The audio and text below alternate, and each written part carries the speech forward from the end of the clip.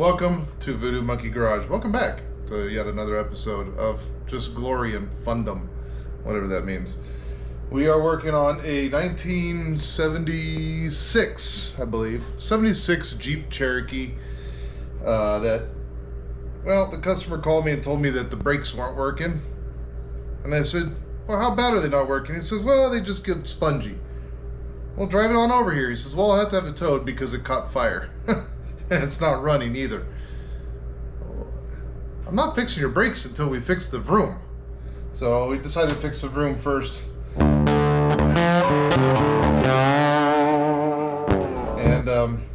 well, I screwed up. I didn't show you guys the rebuild of this. That would have been fun, right? The TBI unit. Now you're saying it's a 76 Jeep Cherokee. That should be a carburetor. You would be correct.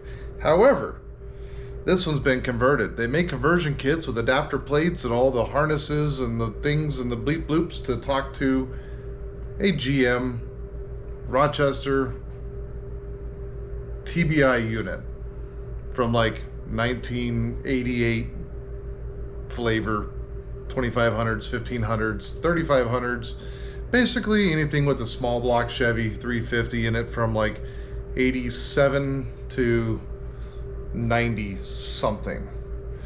They had these TBI units. If you're familiar with vehicles, you're familiar with these. They got the fun little plastic clips that always break, when you try to take them apart because it's sitting all the heat. So he caught his on fire. So all the plastic and the wiring's all melted. All this was trashed. So we went ahead and it actually, I think, got put out pretty quick. Here's my problem. When he caught fire, used a fire extinguisher to put it out. So that just put everything into there from the fire extinguisher. We don't know what kind of damage was caused, so we just went ahead and pulled it all apart. Luckily, none of our throttle position sensor or IAC, none of that got melted. That's all in pretty good shape. Everything else seemed pretty good, so we pulled this all apart. We cleaned everything really good and put it all back together with a rebuild kit. Rebuild kit for these is a part number 1527 Delta, and that's gonna be your kit. It's kind of like a carburetor kit. It'll fit multiple different applications, but mostly this style of what we have. That does not come with the new injectors. You will need new injectors as well, which are going to be TJ7s from Standard. And that's going to be your fuel injectors that'll work for that. And then if you did melty time like he did, you'll need the harnesses. You can find the harnesses as well. SK29 is your part on that. That's what we're going to do, is we're going to go get that rebuilt. I've also learned by my nostrils that the gas in the tank is really bad. He's been constantly getting plugged filters. So we're going to pull the fuel tank. We're going to clean them, flush all that out, get all the lines flushed out before we start sending fuel through this brand new-ish rebuilt TBI unit. So rebuild harness, get all that settled, get a new fuel filter, drop tank, clean that out, and then, and only then, can we look at the brakes. Because it needs to move before it needs to stop. So we're gonna do all that stuff. I apologize I didn't bring you guys along. It's really pretty easy on the rebuild on this. I'll tell you real quick, T15 is one of the ones you'll need. A T20 is the other one you'll need. You got T20s down here. You got T15s up here. That'll kind of get everything apart. You're just gonna pull all these screws off. You got 3 long ones, 5 shorter ones. That'll take this cap off. Your injectors will come out. Literally, you'll just kind of take a flathead screwdriver, a little bit longer than this one, wherever I put it, and you'll just get underneath the lip of this injector once you have this lid off, and you'll pop the injectors out. You can pry against this body very carefully. It doesn't take a lot, just bink, and they'll come out. Then you'll pull these screws down here, which are your T20s. This whole upper section will come off. You may have to tap it to get it off. Oh, you have to pull the fuel lines off the back to get that off too, because that comes through the bottom.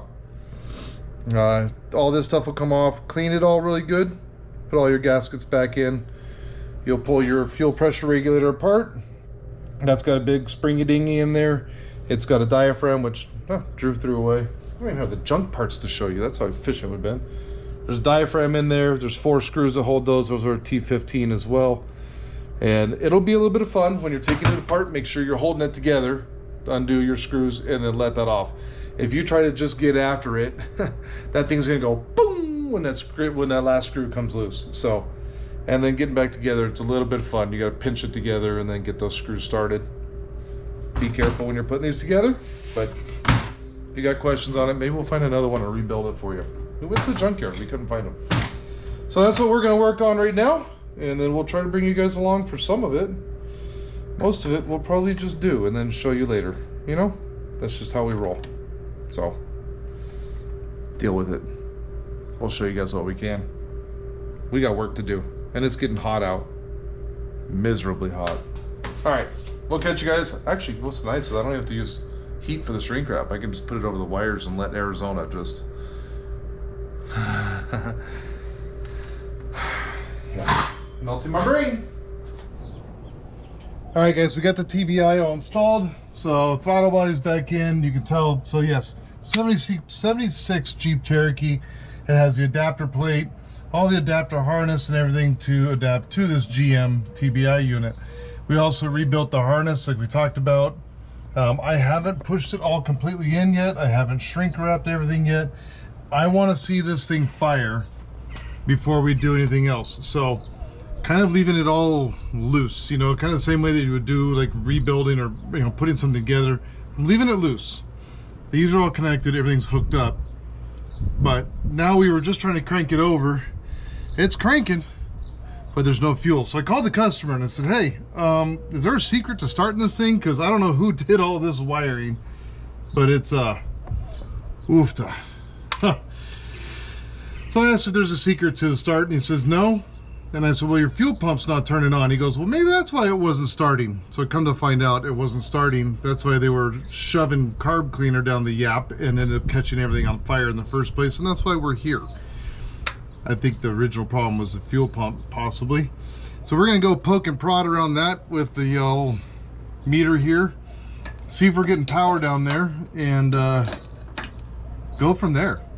I mean, we just got to get fuel up to this thing. That's our next step. So we're gonna go poke around.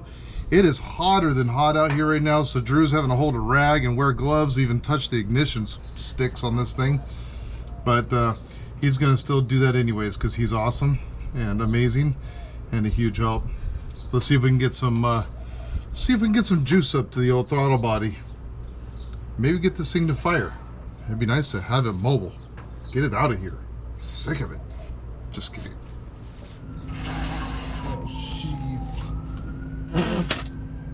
Should put this thing on the lift and pressure washed it. Good lord, it's gross under here. Dirty and all sorts of crap falling in my eyes.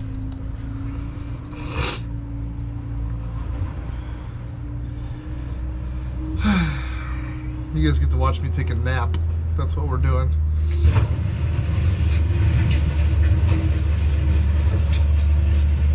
Scrape-a-doodles going on outside. So yeah, we're working on this Jeep again, and we're a couple days after the last part of this video. It's a new day, but it's a couple days because, well, we were trying to track down a pump for it and nobody in town had one of these. You ever seen one before? Probably not. These are a little aftermarket dealy dabo for GM TBI unit, very specific PSI, somewhere in the 12 to 15 range. And well, upon further inspection, after we rebuilt the TBI because, you know, the customer caught it on fire and melted everything, we found out that the whole reason that it started in the first place was because it wasn't starting. And that's because this guy was bad. So we had to order one from the jungle, and it finally showed up just now. All the noise you hear in the background, we'll show you that in a little bit, is them scraping my driveway. We're getting concrete put out front, so I'm hoping to get this thing running and out of here before we start pouring concrete, because once the concrete gets poured, anything in the back is trapped for the next couple weeks while that concrete cures. And anything that needs to come in the back, it ain't, because I'm not driving over all that concrete. That stuff's expensive, by the way. Since when did concrete get so dang expensive? Anywho, frame mount, fuel pump. I've already put all the little fittings on it and electronicals. So we're just gonna stab it here in the frame, get the fuel line on it, hopefully not run more fuel down my armpit like I did last time. Cause man, that burns. It's okay up here. But when it gets down in that armpit area, woo, she's hot. So we're gonna hook this thing up, see if we can't get this thing to make noise and pump some fuel up to that TBI unit, and you know, give us some petrol. You know, squirt some dinosaurs up into that thing so we can get this thing running. I do notice that the last time that they put this on here, the last pump, they didn't have the sleeve on there. And I think in the wonderful, nice, cool environment that we live in here in the state of Arizona, it's probably important. Also, for vibration's sake, it's pretty important. So we're gonna make sure we put that guy on there because, well, like I said, it's important. So let me get this thing installed. We'll turn the key, see what it does, and see what else we need to fix under here, because I'm seeing some hokey pokey stuff, and I don't like hokey pokey. It just likes to turn itself around because that's what it's all about. We'll go from there. We'll let you guys know what we discover. All right, fair enough? All right, you got a deal.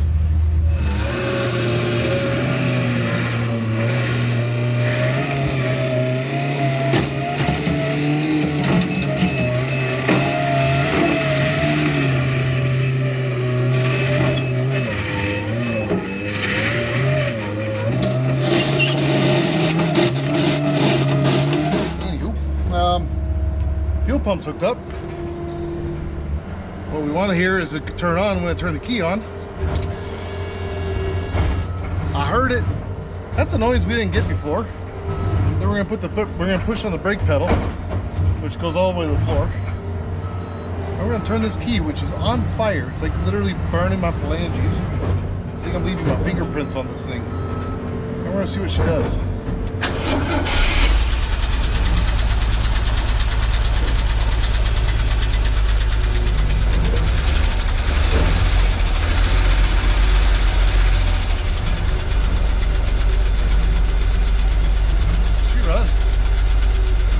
Them apples. Doesn't run nice,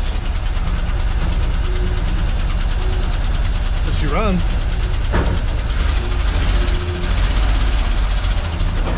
Well, we gotta find out what's going on with that. Maybe, I don't know. Maybe he wants it running like crap. I don't know.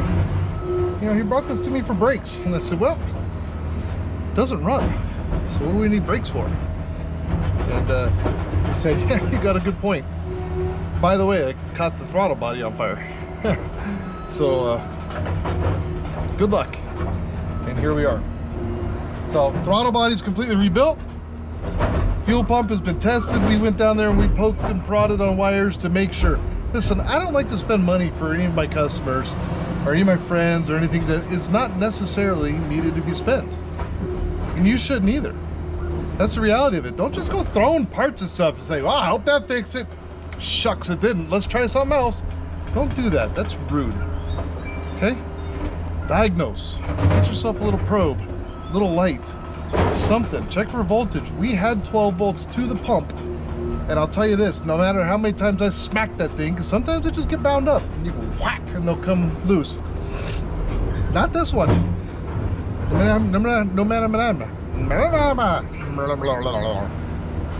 What I said was, no matter how many times we smacked it, dropped it, threw it against the wall, still wouldn't come to life. I even bench tested it with the jumper box. Put a couple little clamps to it.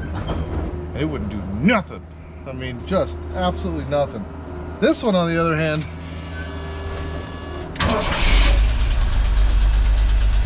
I'm talking right meow. We can see the spray pattern. It looks beautiful in the TBI unit. We're gonna call that golden, but we're gonna find out why. We're gonna ask him if he wants us to find out why it's ticky, ticky, ticky, ticky, ticky, instead of actually just vroom, like it should. And then we'll get to the brakes. Oh, the brakes. You know, you gotta have juice in the reservoir for the brakes to work. Just letting you know that. Step 1, look for juice in the reservoir. The rears ain't got no juice in it. It's dry as a bone.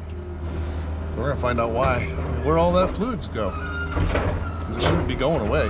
It's not like it just evaporates and magically dissipates. So you can figure out where that went. That's our next step here. And see if we can't quickly diagnose a little what's going on up there. And we'll let you know what we find. I gotta try to get out of here because there's like this much space between the steering wheel and the seat. My legs are not that thin. I mean, I'm not a little guy. I got some thunder thighs going on here, and I'm trying to slip them on. Good thing I'm sweaty. We can right underneath there. It's yeah. Maybe it'd be better off hiking my leg up over this dang thing. I don't know. I'm trapped. Gimme. Yep. I got out. Don't worry. Oh, jeez. Okay.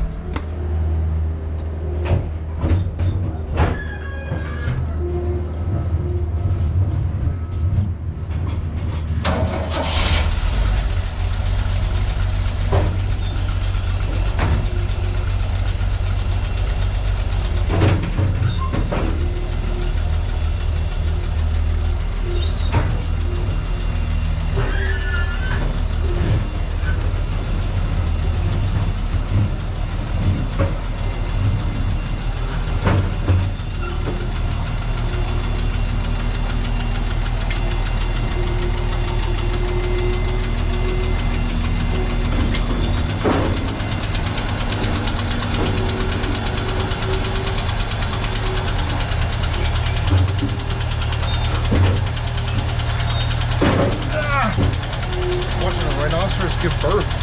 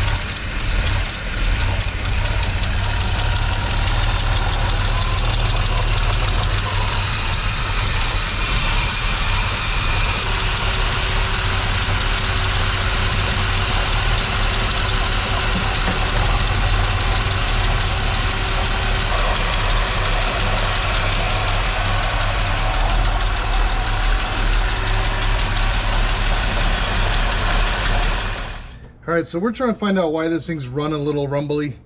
I think, you know, one of the things we know we're running into is bad gas. I mean, you can smell it. It's not fully bad, but it's bad enough that it could be causing a little bit of a issue. So I'm not terribly worried about it. But what we did is a couple things. We wanted to double check timing. It's one of the first things we want to do. So you want to come around here. This is an older style. Originally it has a carburetor, but this has an updated TBI unit off of a GMC. But we still have this carburetor style distributor. So one of the things you'll want to do is pull your vacuum advance line off and then plug it. A Golf Tee works really, really well. Just plug it with something that's going to plug that hole so that it's not creating a vacuum leak. Set that aside. Okay, so with that off, I'm just gonna put it back on right now, but you know what I'm saying. With that line off, you can get a timing light. If you don't have one, find a buddy that does. You'll connect your red to your power, your black to your ground on your timing light, and then you have a little clampy guy, and you'll put it around your number 1 wire. So on these inline 6, number 1 is right up front. We clamped around that wire, and then we come down here, and you're gonna have a light, and you're gonna aim it right down there. If you look, there's a timing mark plate right there. 0, 4, 8, 12. So that's everything before top dead center. 0 is top dead center, 4 degrees, 8 degrees, 12 degrees before top dead center. I don't know where our mark is right now, but we went ahead and marked. A lot of times you'll find on the harmonic balancer, there's a little notch. A lot of times you'll find those just completely like rusted or painted, and you can't really delineate where that line is very well. So take a little marker, a Sharpie, like a silver Sharpie or something, opposite color of whatever your harmonic balancer is. Paint over that line, and then fire this thing up. Make sure your wires and everything are clear of belts and everything that's rotating. Aim your light down there, and that light will pulse with the number 1 cylinder, and it'll show you exactly where your timing mark on your harmonic lines up with your timing plate. This particular engine, I think it's a 258 if I recall, these older Jeeps, these like to be at 8 degrees before top dead center. We're sitting between 6 and 8. It's kind of bouncing around right between 6 and 8. I'm pretty happy with where it's sitting. If we need to, we can make some small tweaks to it. If you need to tweak your distributor or to tweak your timing, down there on the bottom of your distributor where it mounts, right there is a mounting bolt. All you're gonna do is loosen that guy, and then you can come up here and you can twist the distributor one way or the other to get your desired timing. And then don't forget to clamp that guy back down. Tighten that bolt again. Otherwise, when you're revving around, that thing's just gonna rotate and move, and you're always gonna be out of time. So I'm pretty happy with this. I wanna have it driven and ran for a little bit, just to make sure we're gonna get through some of this bad gas and get some good stuff in here. But let's let her chew on that gas for a little bit and see what it does. I think we'll be fine. I'm gonna pull these vacuum lines back off out of my way. If you'll notice, I've got wiring here that I have not shrink wrapped yet. So I gotta torch all these, get them all to just seal up against the wires nice. We'll get all this tucked away and put to bed. All nice and pretty like. We'll probably run a loom on it and you know, make it nice and pretty like, so it can impress the ladies when it's going down the road. You know, the other female Jeeps will be attracted to this male Jeep because it's all nice and neat and pretty. And then we'll start buttoning everything up here, and we'll get into our brakes. I know I said I was gonna do that first, but I lied. I want to get this done first and see where we're at. So I'll get this fixed up. We'll slide this guy in, and she'll be ready to go, and we'll start playing with some brake systems and see, you know, what we got going on. Should be fun. At least it's done, you know what I mean? Does it go vroom? Does it not go vroom? I don't know. Oh, I already done it. Awesome. Perfect. I like it. It's like one of those like masquerade parties. Let me like do something to hold that up. Like a okay, so welcome to Voodoo Monkey Garage. All right.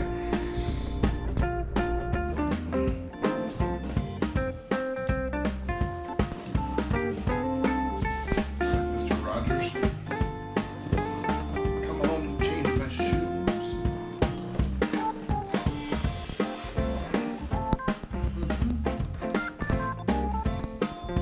It's a slide whistle.